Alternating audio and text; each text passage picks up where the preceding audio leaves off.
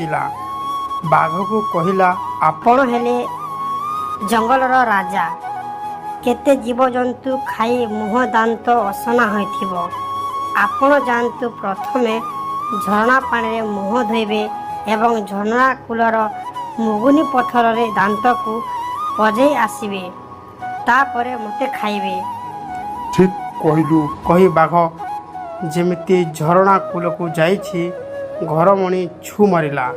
ହେଲେ ଯାଉ ଯାଉ ସନ୍ଧ୍ୟା ହୋଇଗଲା ଏବଂ ଘରମଣି ଗୋଟିଏ ଗୁମ୍ଫାରେ ଆଶ୍ରୟ ନେଲା। ସେଇଟା ଥିଲା ସିଂହର ଘର। ସିଂହ ଯେମିତି ଗୁମ୍ଫାରେ ପଶି ଦେଖିଲା, ଅନ୍ଧାରରେ ଆଖି ଦୁଇଟି ଚକ୍ ଚକ୍ କରୁଛି। ଗର୍ଜନ କରି ପଚାରିଲା, କିଏ ରେ ତୁ? ଘରମଣି ଭାବିଲା, ଏବେ ନିଶ୍ଚୟ ଜୀବନ ଯିବ। ତଥାପି ଏଥର ମଧ୍ୟ ସାହସ